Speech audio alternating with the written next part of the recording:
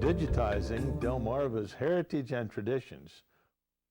There's a magic in Allen, and I've tried most of my life to define it without success. I have been told by people who come here from other places that they feel it. They don't know exactly what it is, but they feel it. It's a family community. It's a community where if you see a person in need, you will help them. I think because it's an attractive place to live, and it's rural, and yet it's very close to Salisbury, where there are certain amenities that people enjoy. There's something very special in the community. I would presume that it has to come from the people. The church, and in both cases, I think, was a strong focus of spiritual life, but also of social life. And so a lot of the sense of community came from that. You've got the people there who love Allen. They're not going anyplace else. They're at church every Sunday. And we have grown up in the church. The people that are there have grown up in that church. People got along, and people, our relationships with people in the black community were very warm, I think. The only thing is that things were in a way, very separate. Well, I guess it doesn't make any difference whether it's Allen or Timbuktu. Wherever I was born and reared, unless I was treated badly, I would like just the same. Of course, I like this is because it's my home. Allen grew up around the mill, the grist mill, which our oral history tells us was founded in 1702, and it was the Brewington, then called the Brereton family. They lived on Brereton's Chance, which is a plantation across the mill dam.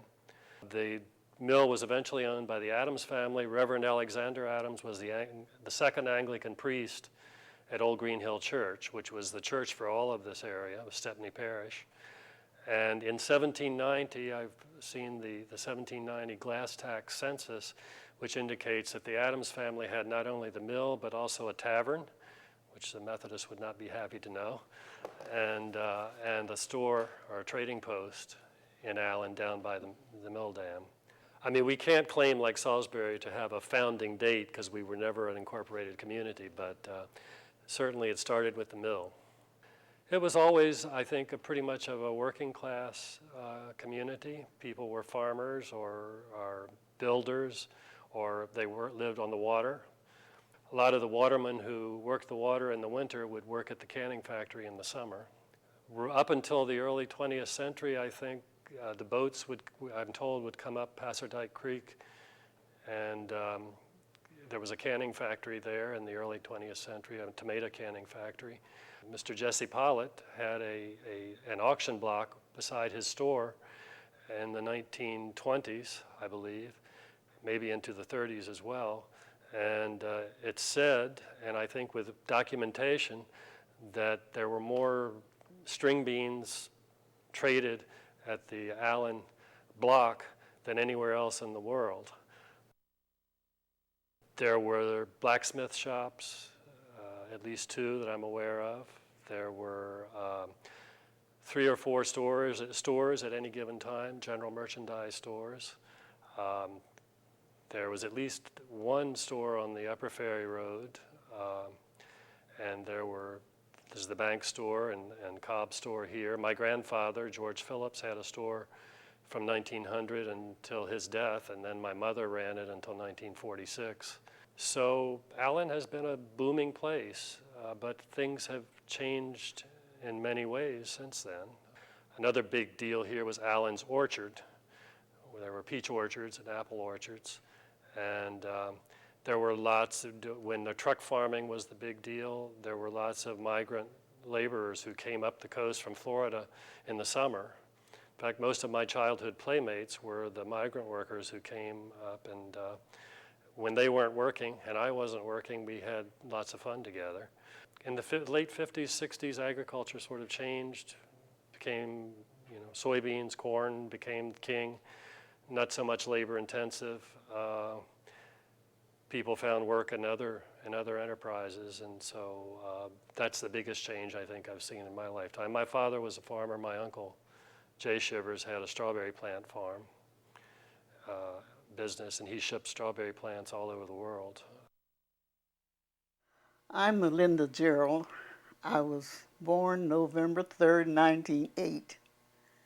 I've lived at Allen a good bit of my time, but I have been away a good bit of my time. I had a happy childhood.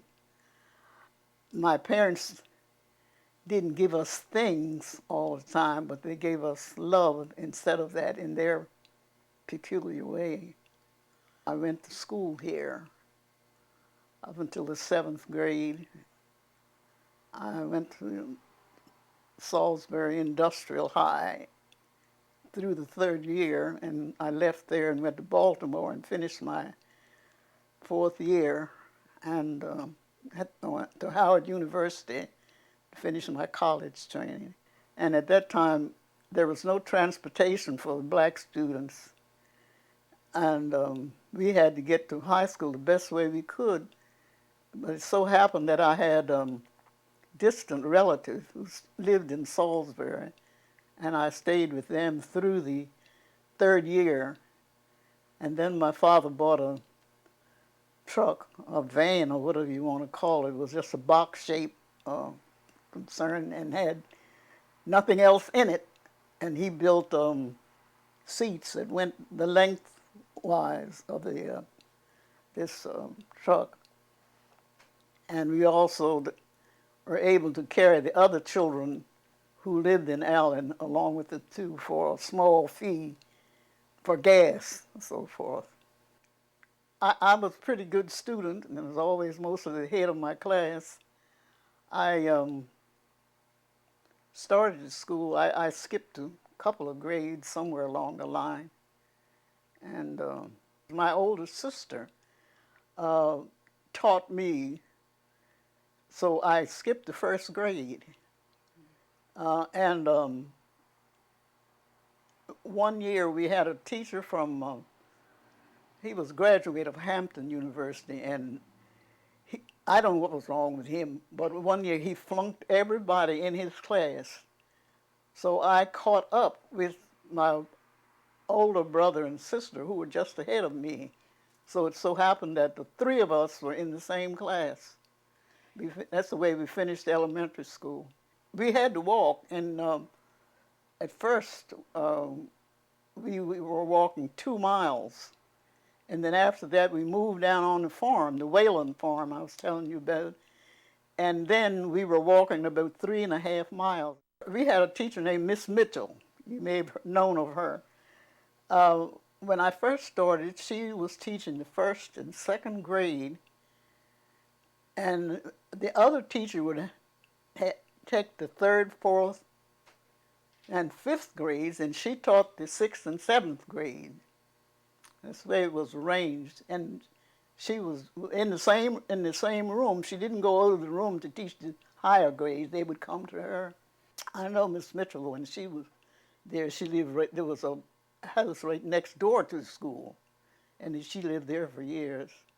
Most of them boarded right near somebody who lived near the school. There were no meetings after school because the term ran from 9 o'clock to 4. We didn't get out until 4 o'clock, and in wintertime it's dark almost when we got out of school. We had books that you could carry home, but of course it was usually the books that the white children had used. We got the scrap, left. Charles Chipman was principal of, at that time, it was called the Industrial High School. And for several years he was there. And he was a very strict person. Yet we were able to appreciate this after we had finished, because We didn't want somebody to be giving us something that we hadn't earned. In case they didn't act right, they would, well, the old switch was around. Not only one, they had plenty, so they would use it. There was a section of Salisbury where on Saturday nights everybody, hung out, and there was the dance halls and all that sort of thing. And he would sneak around and hide and see if any of these students were, was attending. And he'd come back to school next morning, and he knew that I wasn't there because we never did. We lived too far away anyhow. We never did go town on Saturday night. And he would come in and look right down at me, Melinda Polk. And here I'd be ready to jump out of my boots. And then he'd start this great long tale about what happened on Saturday nights and so forth and on. And we were just scared to death of him. And he had a old paddle he called Old Maryland. And he'd walk down the aisle with this old paddle. He never hit anybody with the paddle, but we never knew what he was going to do with this old Maryland. We didn't live near many people. We lived what we call down the neck. And my father worked for this Mr. Whalen that I mentioned as a day laborer. I think I told you that he was getting $1 a day for his work. And it was mostly work on the farm. And of course, children did their share of work too. We would begin in the early spring. We picked strawberries, string beans, lima beans, tomatoes, and whatever else needed to be done. And the money most of the time that we made was to go for school clothes. Well, very often the children carried the lunch with them. And I remember at one time when the weather was real cold, they used to have a pot on this big stove, and they would have things like beans and peas and all like that. And that they would, have that to help the children. And some children wouldn't have any lunch. I guess the poorer ones, and they would. It would help them along. It would help them along, because we didn't get outside, Allen, not until until I went away to school. But so far as recreation was concerned, I was reared with brothers, and whatever the brothers did, I did. We pitched horseshoes, climbed trees, and rode bicycles, and well, I did everything but ride horses. We had horses, but I was afraid of them, so I didn't ride the horses along with them. When I was 6 years old, I first started the first day of school, a day before school. I had this little ear of corn, about this long, I suppose, feeding the horse. Stuck my finger in the horse's mouth, and this fingernail, he just crushed it. And that's the way I started school, with this sore finger. And after that, I was sort of afraid of horses. We didn't have things, but we had the love and care of our parents. They, it seems as though sometimes they loved us in a peculiar way. I'll never forget one time our nephew was living with us, and he had a great big safety pin, and he was about 2 years old, and I suppose I was about 9 or 10. Now, I was trying to get this pin away from him, and he was hollering his head off, and my father thought I was teasing him, and he just came up behind me and took hold of my hand and that's the first and only time that he ever hit me. But he never apologized when I explained to him why I was trying to get what I was doing. And I thought he should have. And I'll never forget that. You know. He never apologized or said, well, I'm sorry I spanked you. So he just left it there. And I thought that he should have said something to me because I wasn't at fault. I do remember this, that you remember about the fishing. About the only time that my father ever, well, I started to say acted like a father, was usually on 4th of July or some holiday, he'd take us fishing. And another thing that we used to do, there used to be huckleberries growing all around in the woods. And sometimes either my father or my mother would take us huckleberry, and that was sort of a activity that we enjoyed because they would go ahead of us and find a nice big bush with huckleberries on it and call us, and they'd go find another one, and that's how. And that was part of our food too, because the huckleberries were canned for food in the winter. And you were asking, I think, a few minutes ago about how we lived. For the most part, we had hogs, chickens, and my father used to have at least three hogs, and that would supply us with food for almost a year. And chickens, and we got to the point where we could sell the eggs if we had a lot of them, take them out to the store, and were able to buy our groceries that we needed for the week, plus we might have something left over. If the children needed a new pair of stockings, we could have enough to buy them stockings or whatever. I didn't experience electric lights until I guess I was grown, because all down the Ferry Road in that area and in other places where we lived after I had started in the ministry with my husband up in Kent County, Maryland, up near Chestertown, there was no electricity. We just had the old oil lamps for light. The iceman came by every other day to bring us ice and put in these little refrigerators. We didn't call them ice boxes. And but since we didn't know and we had never experienced anything else, it didn't bother us because we had nothing to compare it with. We didn't know any difference. We thought it ought to be like that because I don't know, we somehow thought that the white people were superior to us until we began to go to high school.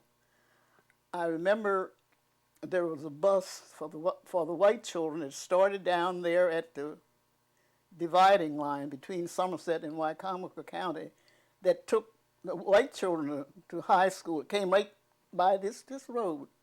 And we couldn't, although it may have passed I wasn't living up this area, but there were some black folks living on this road that they could have picked up, but none of them were able to ride on this bus.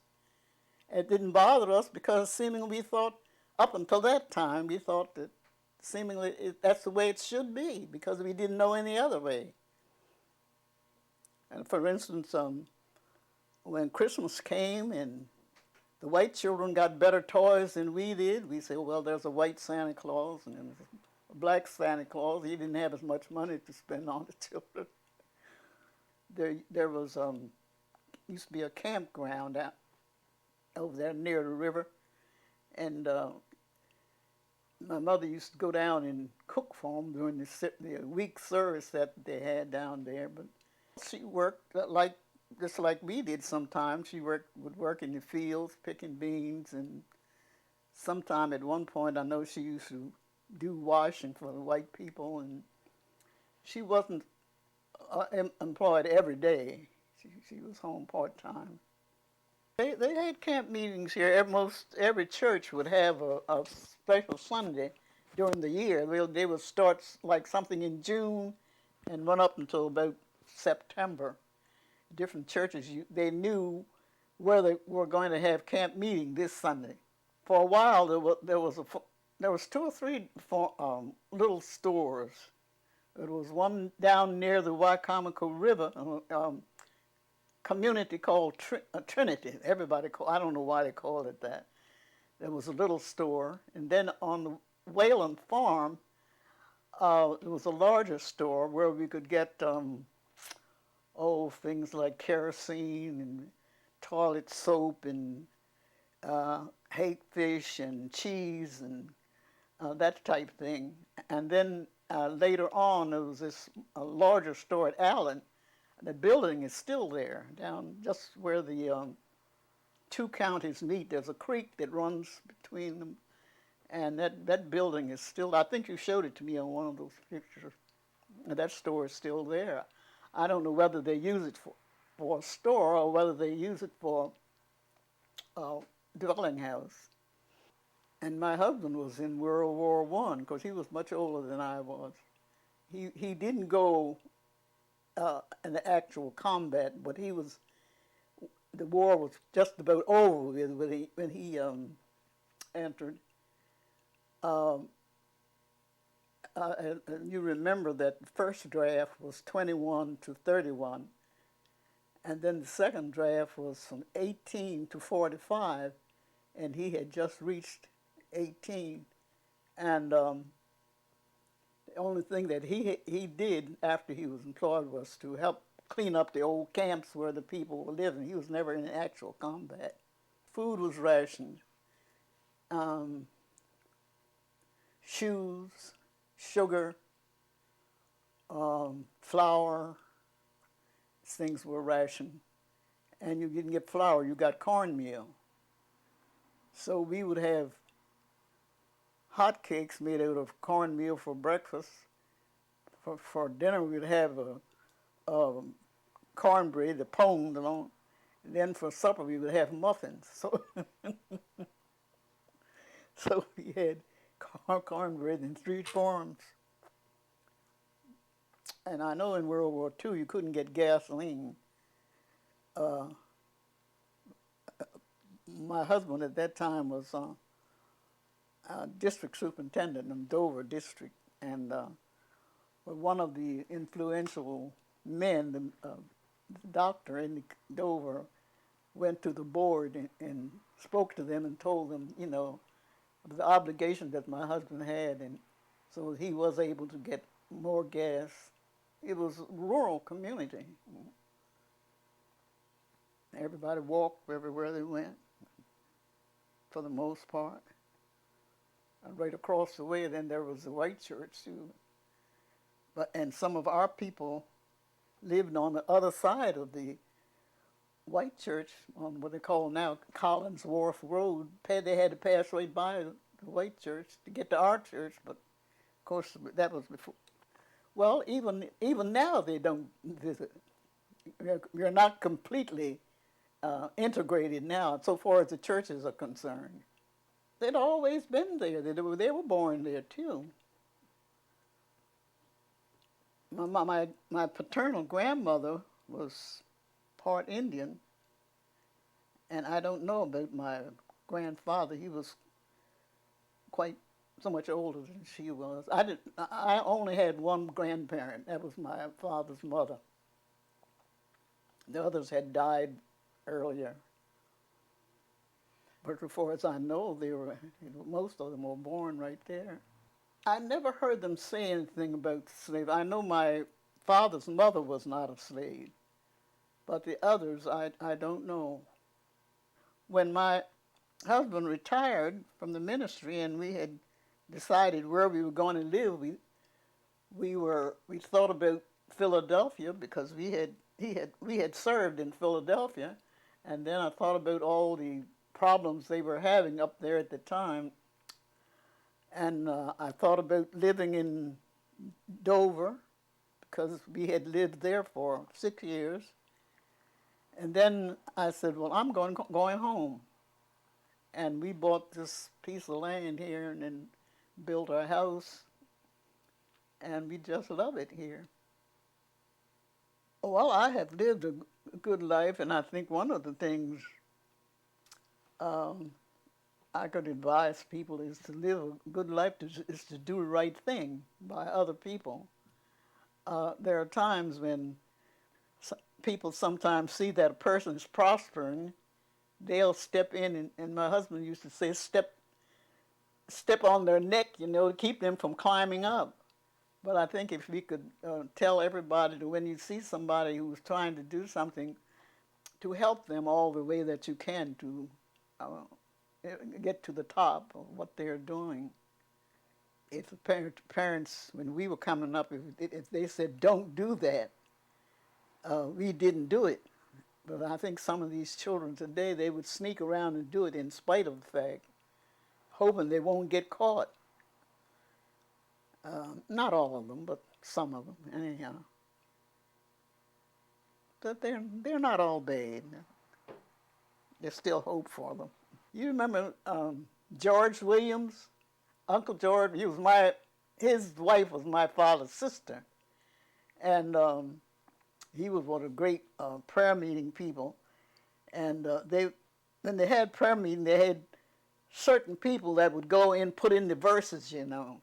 And so I heard my father say that certain persons that they didn't call on, they would be kind of provoked, and they would be on campground, you know, in dirt and sand, and they would kick up sand in the other person's face. So I don't know whether it was true or not, but anyhow. Well, I grew up in Allen. I was born in 1943, and grew up here until I went away to college, and then after that, eventually, after all my studies were completed, I began teaching at Washington College, teaching Spanish. But I always kept sort of one foot here. I spent the summers here, and after my parents passed away, family kept the home place that had been built by my grandparents, Shiver's grandparents, and we continue to do that, and we spend, now that I'm retired, we spend about half the time here and half the time in Chestertown. Can't make up my mind where I want to be, I guess, so as long as I can manage it, I'll be in both. Luther Payne, who's a cousin, as almost everybody is in one way or another, had a boat yard down on the Wycomico Creek, which was a big business. He also had race horses at one point, and so there have been lots of things going on. Now, Allen is more, I guess, we still have some of the old-time natives, but there are a lot of newcomers, and it's become more of a bedroom community for people who work in Salisbury or elsewhere. And we no longer have the business life that we once had, but we have a real active social life through the two churches and through the Lions Club and through the volunteer fire department. The fire department grew out of a tragic fire that we had in 1970 or 71, I believe, and actually David Cobb Jr. was instrumental in getting the volunteer fire department going, and it's now a major operation. After I was 3 years old, when we left my maternal grandfather's store and moved to my paternal grandfather's farm, so I grew up on a farm, and as all farmers' children, I had chores. It was my job. We still had wood stoves. I brought in the wood to fill the wood box, and I fed the chickens, and I helped to feed the cattle, and I mowed the lawn, and so I had lots of chores, but there was lots of times to have fun. As I said, in the summer, I enjoyed playing with the migrant laborer children who came up, and then there were my village friends. I spent a lot of time with people that I grew up with at my own age. We played games. There was a lot more freedom, I think, for kids back then than I have the impression there are now. I mean, I can remember, with my friends going off in the swamp and exploring, and it seemed like we were walking through the jungle. Now I go back to the same location, and it's very small, relatively. But we were able to ride our bicycles and go places. Or to walk out to the village. There weren't as many restrictions. I don't think parents needed to be as afraid back then as they maybe are now. And their television was just coming along. I We got television when I was about 10 or 11, and I did all the, I watched all the shows, I Love Lucy and all the other shows that people watched back then. But television wasn't a big deal, and when the weather was good, most of the time we were outside. I read a lot. My mother took me to the bookmobile, which came to the post office every couple weeks, I think, and we always got books. And so I grew up enjoying reading, and that's probably why I became interested in an academic career eventually. Originally, there had been the two schools in Allen. Of course, Allen, like every place else in the South, was segregated in those days, and there was the black school out on the Upper Ferry Road, and there was a white school here in the village, which is now the community hall, up until 1937, I think, and then students from here started going to Fruitland School, elementary school. So that's where I went. I think the African American school closed in 1955, and students went to Fruitland. I graduated from high school at Wycomico High School in 1961, and so although the Brown versus the Board of Education had happened 7 years before that, it really hadn't, that awareness, that consciousness hadn't hit the Eastern Shore yet. I live in Chestertown now in Kent County, which has the dubious fame of being the last county in the United States to integrate its schools. But I don't think Wycomico County was very much before that. I think my younger sister graduated in 1967, and I don't remember if the schools were integrated by then or not. But my education was entirely in Fruitland, and all the children from Allen went there to elementary school, and then to Wycomico Junior High and Wycomico Senior High. I have very fond memories of going to school and Fruitland, very good teachers, and my mother was very active in the PTA, or both my parents, but especially my mother, and she was often a homeroom mother. I don't know if they still have homeroom mothers or not.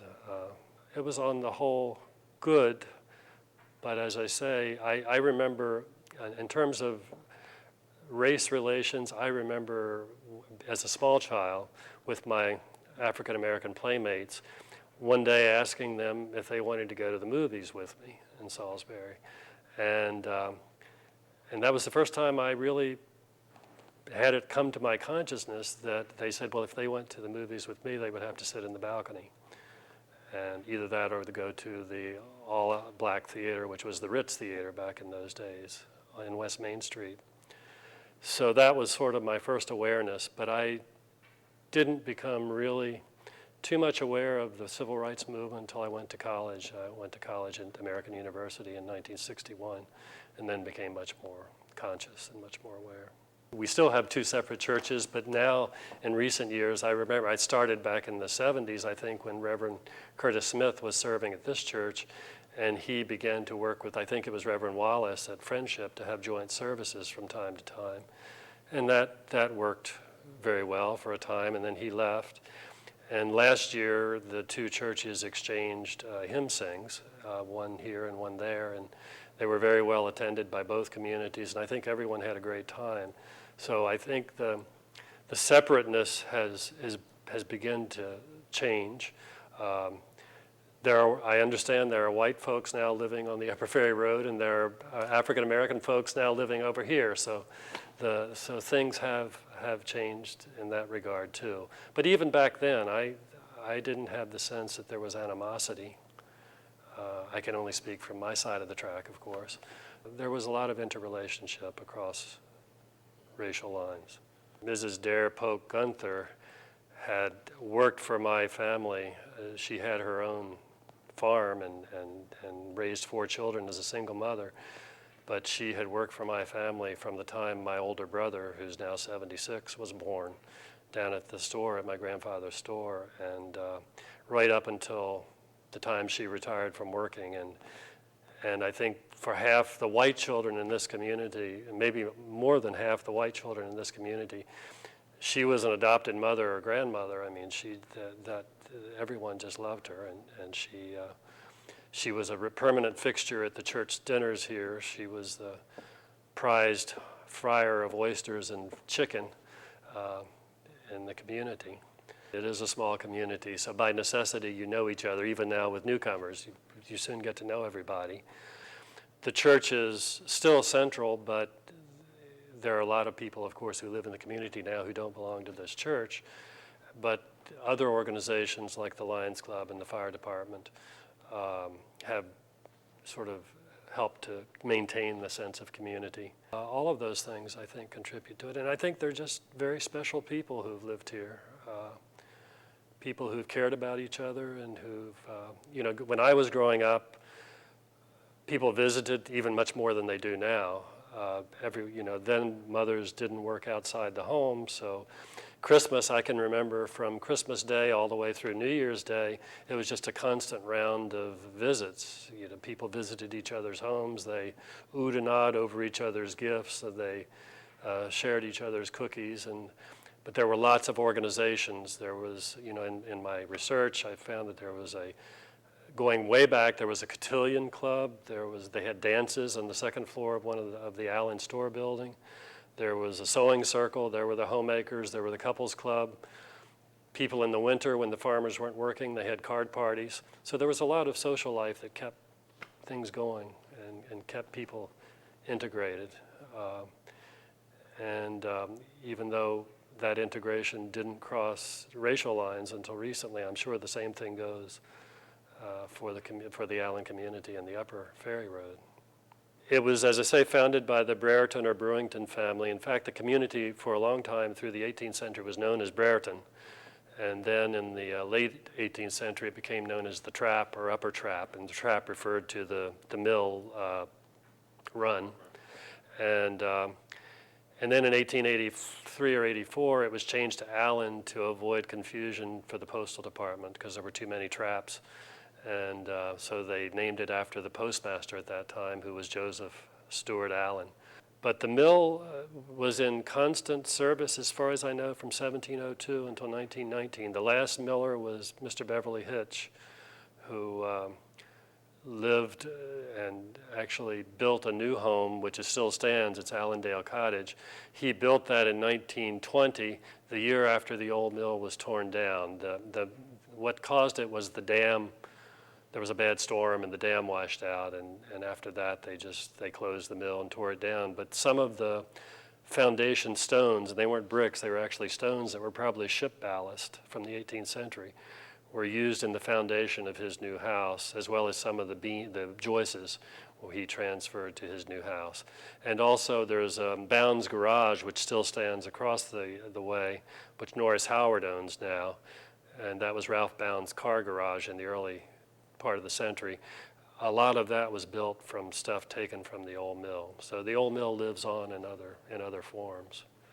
But it was a real focus of commercial life. And local people had their flour and corn ground there for their own use as well as for feeding their animals. Allen has never had any government of any kind. It's sort of operated through the churches and through the clubs. And we had a local citizen, Mr. Jesse Pollard, who was sheriff of Wicomico County for many years, in the 40s and 50s, I think. But he served Wicomico County, not Allen. I'm not aware of any. I mean, there have been crimes. There were, as I heard growing up, about a couple murders that took place maybe in the 40s or the 50s, but they were, they were handled by the local authorities. The community is in 2 counties as a result of that changeover, and they're on the other side of the pond. We still have people that we considered Allenites, but in terms of governance, I don't think so. I mean, if you go all the way back to the late 1600s, William Brereton was in fact a high sheriff of Somerset County, and at that time, and he lived here, and it was his family that started the mill. I think it was his son who started the mill. We've somehow managed to survive for 3 centuries without any official government. I love the people. Most of us are relatives of one distantly. We have lots of newcomers now, of course, and the newcomers, it seems like it as much as we do. I was born right here in Allen back in 1935, the youngest of 8 children, 2 passed during infancy. My parents were Ulysses and Belmar Dorman Pope. I've been in Allen most of my life. I am a graduate of Salisbury High School. As a matter of fact, my class was the last class to graduate from the Salisbury High School located on Lake Street. And we just celebrated our 55th reunion. Well, my mother used to work in the canning factory and do domestic work. My father worked on a farm. He had a farm. The main farm was not located where the home place was. I lived in the home place, we did, and then we would go down to the farm to do the farm work. I have lived in Allen most of my life.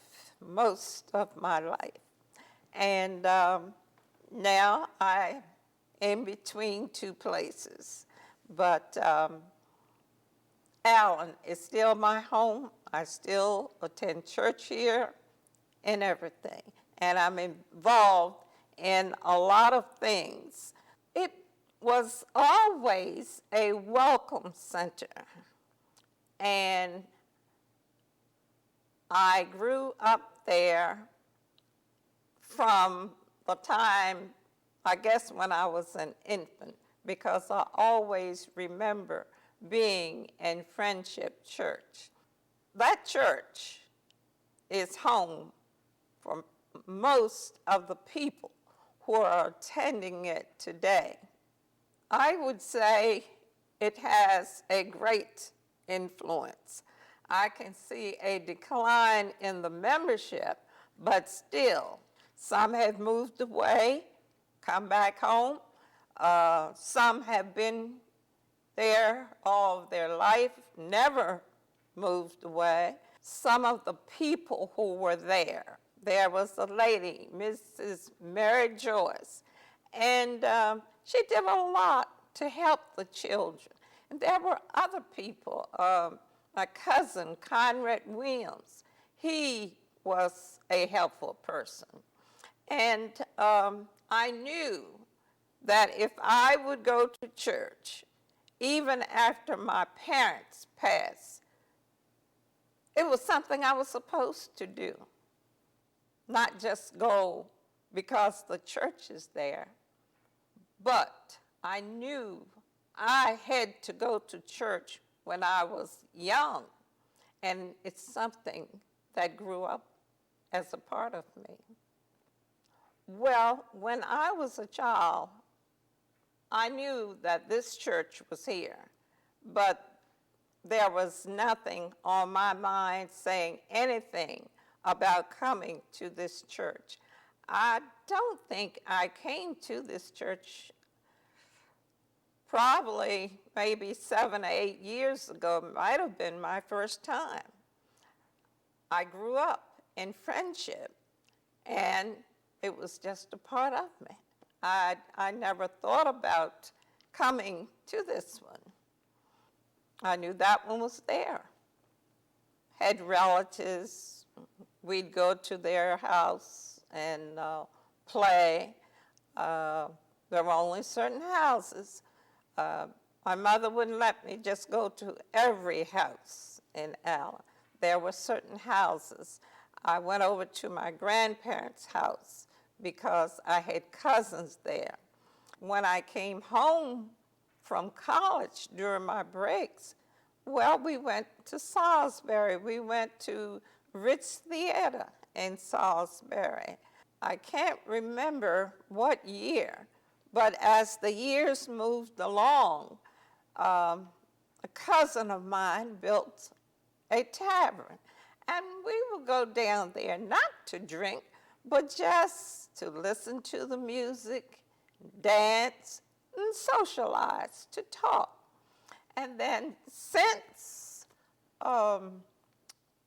those times, we have sponsored church functions, other activities in the community, and we've attended those. There were fashion shows, dinners, musical programs, and so forth. And just like now, we have church anniversaries where there's a lot of singing. We have groups coming from other churches and worshiping with us. We go places as a result of the church. So those are basically the type of things that we have today. I remember before I got married, my husband asked me, "Who did you ever go with in Allen?" I said, "No one. I'm related to everyone." There was no one for me to go with. Most, I would say 99% of the people in Allen are Polks, P-O-L-K. Their last name might not be Polk because their mother married someone else. But that Polk blood is there. It's a family, community. They love each other. They will do things for each other, although mostly everybody tries to do things for themselves. We mostly had Upper Ferry Road, and like someone was saying, now there are whites living on Upper Ferry Road, and African Americans are living back here in this section. Years ago, that would never happen. My neighbor, Naaman King, was a school bus contractor. After his time, his brother, Lindley King, became a contractor, and my brother and his son, and of course my brother and his son are still Wicomico County school bus contractors, and they transported the children to school. They rode all of the children. They were not segregated because schools were integrated, and they carried the children to Fruitland School. I think that brought the younger people closer together. With some of the older ones, you could still see a little friction. But when you've been used to something, you've been used to it. And it takes time to integrate. Things are better today than they were when I was a little girl. There is more of a togetherness. You live in your house, I live in my house. As long as you don't harm the other person. I have not heard of any disturbance in Allen since integration. I think it's nice that Asbury and Friendship get together during the year, and because this is the first place where you should see a change in the church. If you're not going to change in the church, then there's not going to be a change anyplace else. And I'm glad to see that. Allen's a pretty nice community, and it has grown, and I'd like to see it continue to grow for the welfare of the people. Not just one or two people, but for us to be together, you know, the togetherness. Some years ago, before Friendship Church was built, which was built in about 1877, the African Americans worshiped here at Asbury United Methodist Church. They worshiped in the balcony. This was not what the white settlers wanted to happen, because the slaves were too emotional for them. They were clapping their hands, stomping their feet, shouting, and they felt that this was just too much noise, too emotional. So one farmer gave his old sheep barn for the people to worship in. This was quite a long walk for those people who lived on what was called Old Knights Road. Today it's Upper Ferry Road, but it was Old Knights Road. So finally, Rufus Fields gave land for Friendship Church to be built. And this gave them a free method of worshiping the way they wanted to worship, as long as they wanted to worship. And they were all in the area where they stayed. We had some slaves, one especially, Mr. Bill Dennis. His wife was Elizabeth Dennis. They had, one son was Herman Dennis. Mr. Bill Dennis lived right on Upper Ferry Road, our Old Knights Road at that time. And he and his wife presented themselves the way that they felt comfortable in doing. Mr. Bill Dennis was the main slave that we knew of, because at that time there were still other communities. Those African Americans who were surviving at that time fought and made the way clear for us today.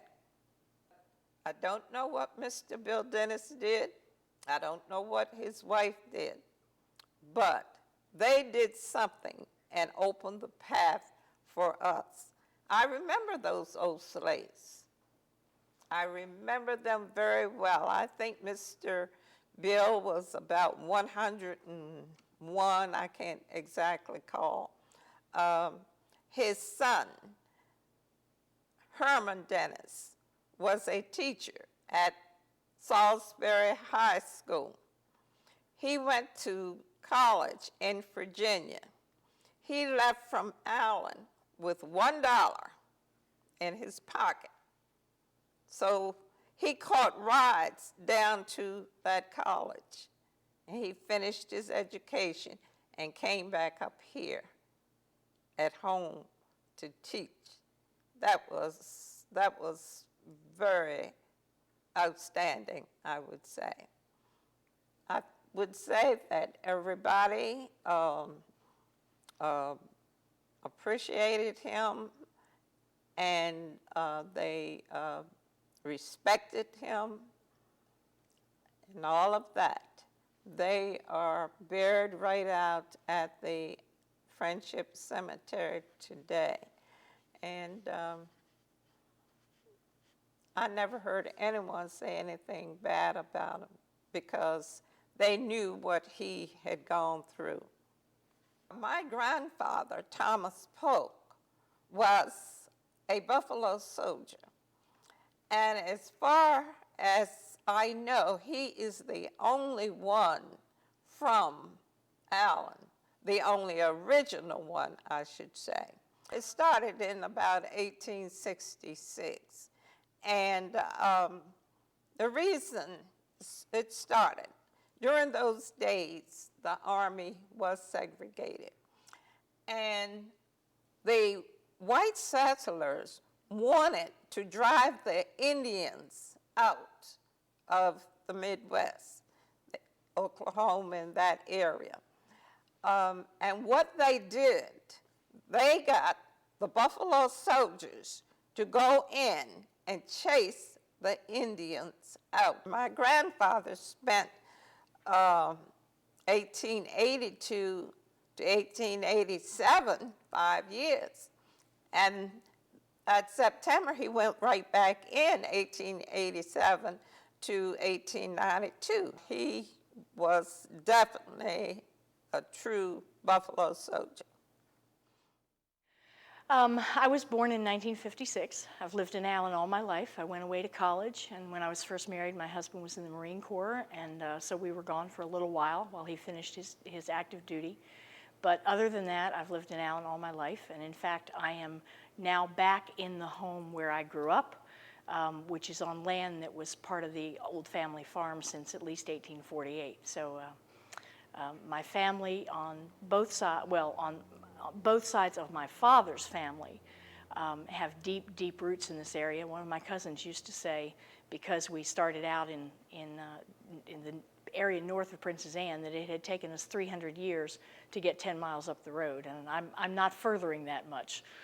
So I'm just here, and I live across the street from the cemetery, so the only move I have planned is when they move me across the street. That'll be my final move.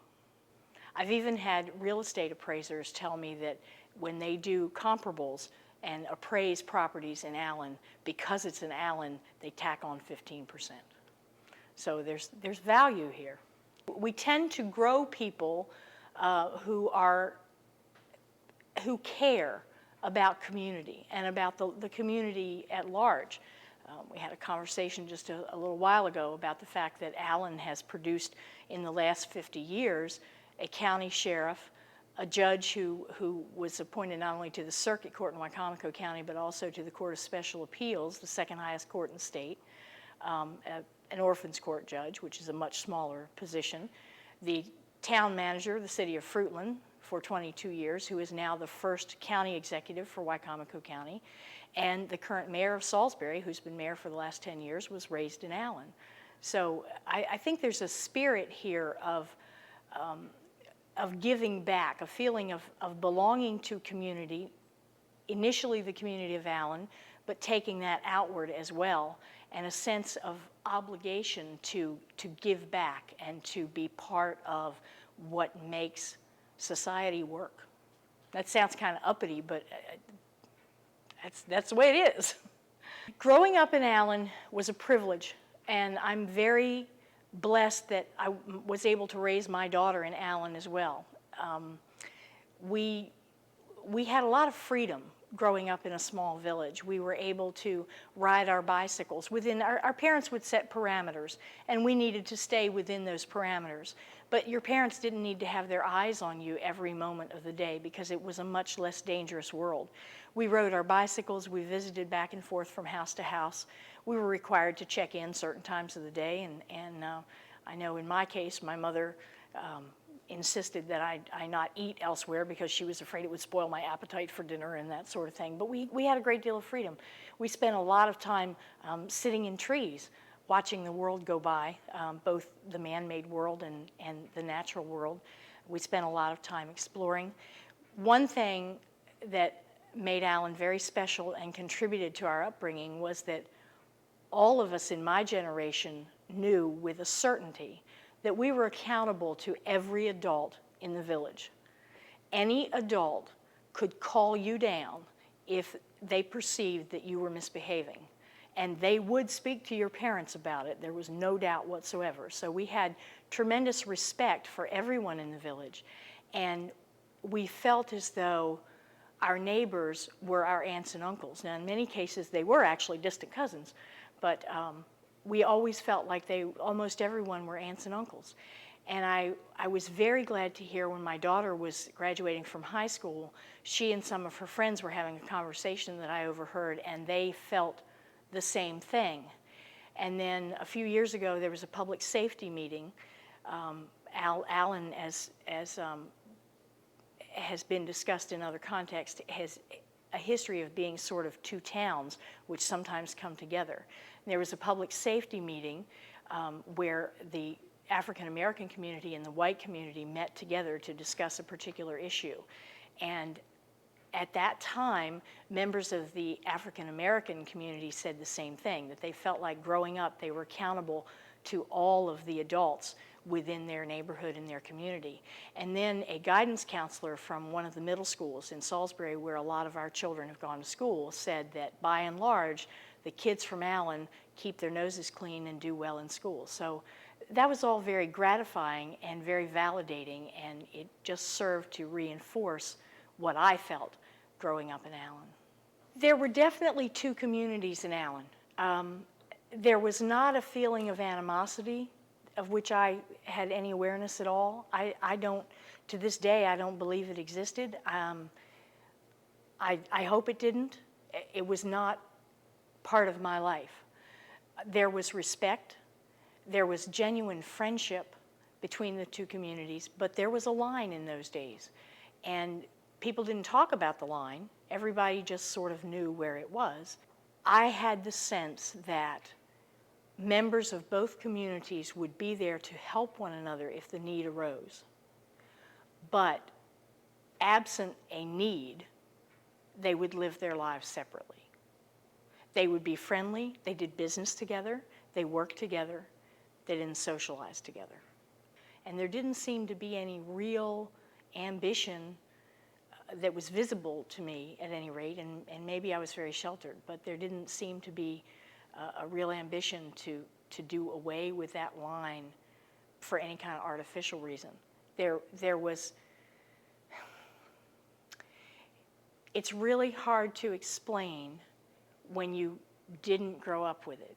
People have often said to me, oh, well, you live in a small town, everybody knows everybody's business, don't they? And that's not true here. I grew up knowing that I could call on almost anyone who lived in this community if I needed help. But nobody was trying to see what I was up to, and I wasn't trying to see what anybody else was up to, except for when we had party lines on the telephone, and then that was kind of fun. But then when they were gone, that was the end of that nosiness. And we have, by and large, let each other live our lives, whether it's our next door neighbor or our neighbors on the next road. But I think there's a sense that you can count on one another. If the chips are down, the people will be there. Family has lots of different definitions, especially these days. But when you grow up in a community where people generations before you have grown up and married among the neighbors, then everybody's a relation and everybody has ties to one another. And so you just have this sense of extended family and of belonging and of everybody being part of the same thing. In the Upper Ferry Road community, in the African American community of Allen, that there's so many people who are all part of the same extended families. And so I think it must be a very similar thing. And then I think too, because families have tended to stay here, the African American families and the white families, who are what we'll call, for lack of a better term, the older families in the community, have known each other for many, many generations.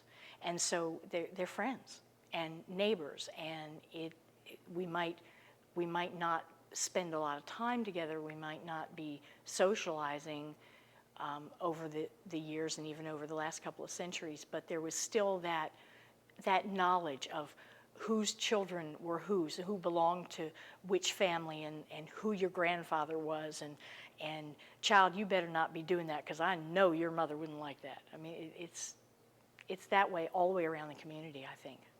There's so much development in the county, and Allen is not immune to that. A great deal of what used to be farmland in my childhood is now covered over with houses, and that's both, that has its downside, particularly for someone who would like it to always be the idyllic place that it was, but that's a good thing, because if you don't have growth, you die. And there are many, many other little communities not very far from us. Siloam comes to mind. It's a small community down by the ferry on the river, up by Upper Ferry, and there are many, many people who live in Siloam now that do not know they live in Siloam because their mailing address is Eden or Salisbury. And so the church has basically, there's a new church there now, but the church that was there for 100 and some years had closed, the store had burned down, and the sense of community was lost. Allen has been blessed in that we have retained a sense of community, and even with an influx of new neighbors, there is still that sense of community and a real effort on the part of the people who have been here longer to welcome people and to invite them to be part of the things that go on in Allen. And there's so much that goes on in this community. We have dinners, we have parades, we have functions going on all the time. And all of that helps build a sense of community because people are working together for the common good. As a child, as I mentioned, we rode bicycles. We hiked in the woods a lot, pretending to be on all sorts of adventures, Lewis and Clark type things, or cabins in the jungle or something like that. In the wintertime particularly, we used to ice skate. The pond used to freeze over, and it was a wonderful thing to come home from school, eat dinner as fast as you could, finish your homework, and then run down to the pond with your skates slung over your shoulder, and you get down there and sit down and put your skates on. And in those days, some of the men would start a fire on the bank so that people could come and warm up, and also for light. And we didn't know you weren't supposed to burn old tires. So we burned old tires after the fire got burning because they burned all night and gave lots of light and heat, and we didn't know it stunk, but we didn't know it was ecologically poisonous. We don't do it anymore, but then the pond doesn't freeze over anymore. So maybe we burnt too many tires, I don't know.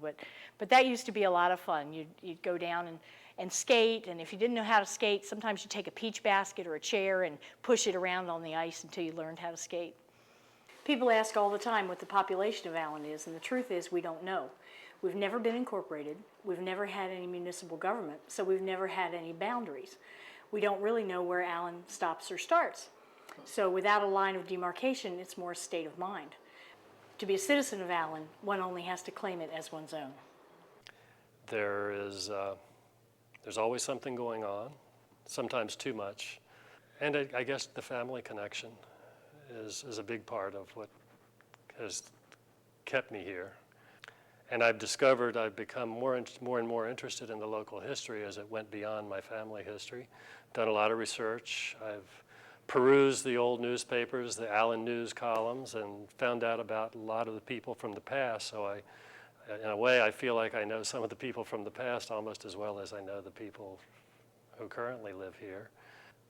I and another group of people from the community founded the Historical Society back in 1995, 96, and the idea was to do as much as we could to preserve that history and to see that the newcomers learned about the history, and that's what we've been trying to accomplish through our little museum, our newsletter, some publications that we've done. We were able to get historical markers for this church and for Friendship Church, as well as the site of the Allen Mill. Those were back in the year 2000. We got them through the Maryland 2000 project. Allen is the closest thing to heaven that I think we can find on earth.